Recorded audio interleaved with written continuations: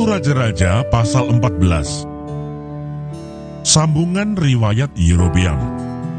Pada waktu itu Abia, anak Yerobeam, jatuh sakit. Lalu Yerobeam berkata kepada istrinya, "Berkemaslah, menyamarlah, supaya jangan diketahui orang bahwa engkau istri Yerobeam, dan pergilah ke Silo. Bukankah di sana tinggal Nabi Ahia? Dialah yang telah mengatakan tentang aku, bahwa aku akan menjadi raja atas bangsa ini. Bawalah 10 roti, kue kismis, dan sebuli-buli air madu, dan pergilah kepadanya. Dia akan memberitahukan kepadamu apa yang akan terjadi dengan anak ini." Istri Yerobeam berbuat demikian. Ia berkemas, pergi ke Silo dan masuk ke rumah Ahia. Ahia tidak dapat melihat lagi, sebab matanya sudah kabur karena ia sudah tua. Tetapi Tuhan telah berfirman kepada Ahia, bahwasanya istri Yerobeam datang untuk menanyakan kepadamu perihal anaknya, sebab anak itu sedang sakit. Begini-begini harus kau katakan kepadanya. Ketika perempuan itu masuk, berbuatlah ia seolah-olah ia orang lain. Tetapi segera sesudah Ahia mendengar bunyi langkah perempuan itu, sementara melangkah masuk pintu, berkatalah ia, "Masuklah, hai istri Yerobeam, mengapakah engkau berbuat seolah-olah engkau orang lain? Aku disuruh menyampaikan pesan yang keras kepadamu. Pergilah, katakanlah kepada Yerobeam, beginilah firman Tuhan Allah Israel. Aku telah meninggikan engkau dari tengah-tengah bangsa itu, dan mengangkat engkau menjadi raja atas umatku Israel. Aku telah mengoyakkan kerajaan dari keluarga Daud, dan memberikannya kepadamu. Tetapi engkau tidak seperti hambaku Daud, yang tetap mentaati segala perintahku, dan mengikuti aku dengan segenap hatinya, dan hanya melakukan apa yang benar di mataku. Sebab engkau telah melakukan perbuatan jahat, lebih dari semua orang yang mendahului engkau, dan telah membuat bagimu Allah lain, dan patung-patung tuangan, sehingga engkau menimbulkan sakit hatiku. Bahkan engkau telah membelakangi aku. Maka aku akan mendatangkan malapetaka kepada keluarga Yerobeam. Aku akan melenyapkan daripada Yerobeam setiap orang laki-laki, baik yang tinggi maupun yang rendah kedudukannya di Israel. Aku akan menyapu keluarga Yerobeam seperti orang menyapu tai sampai habis. Setiap orang daripada Yerobeam yang mati di kota akan dimakan anjing, dan yang mati di padang akan dimakan burung yang di udara. Sebab Tuhan telah mengatakannya. Tetapi bangunlah dan pulang ke rumahmu. Pada saat kakimu melangkah masuk kota, anak itu akan mati. Seluruh Israel akan meratapi dia dan menguburkan dia, sebab hanya dialah daripada keluarga Yerobeam yang akan mendapat kubur. Sebab di antara keluarga Yerobeam, hanya padanya lah terdapat sesuatu yang baik di mata Tuhan Allah Israel. Dan Tuhan akan membangkitkan baginya seorang raja atas Israel yang akan melenyapkan keluarga Yerobeam, seperti kenyataan sekarang ini.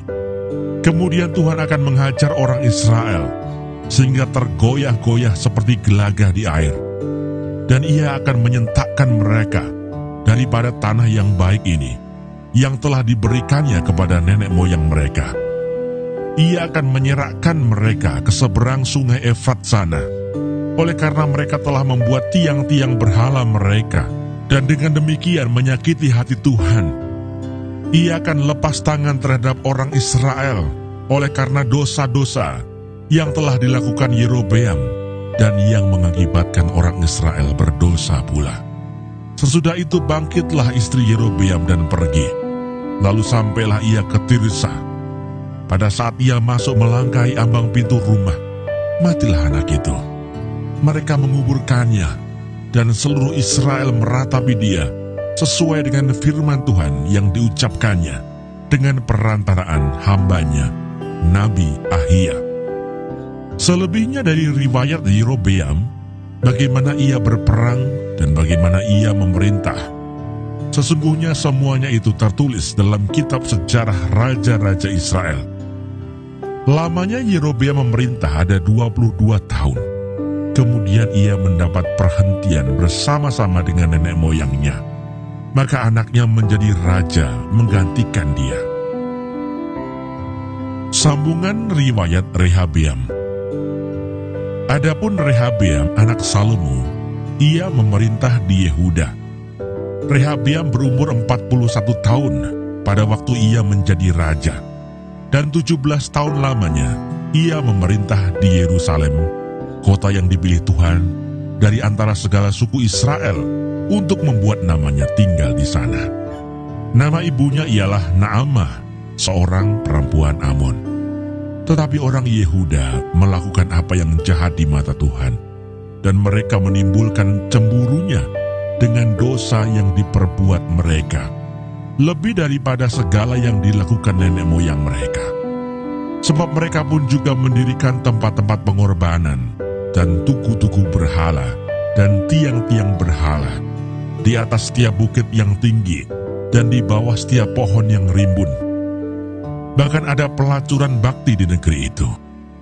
Mereka berlaku sesuai dengan segala perbuatan keji bangsa-bangsa yang telah dihalau Tuhan dari orang Israel. Tetapi pada tahun kelima zaman Raja Rehabeam, majulah Sisak, Raja Mesir, menyerang Yerusalem. Ia merampas barang-barang perbendaharaan rumah Tuhan dan barang-barang perbendaharaan rumah raja, semuanya dirampasnya. Ia merampas juga segala perisai emas yang dibuat Salomo. Sebagai gantinya, Raja Rehabeam membuat perisai-perisai tembaga yang dipercayakannya kepada pemimpin-pemimpin bentara yang menjaga pintu istana raja. Setiap kali raja masuk ke rumah Tuhan, bentara-bentara membawa masuk perisai-perisai itu, dan mereka pula yang mengembalikannya ke kamar jaga para bentara.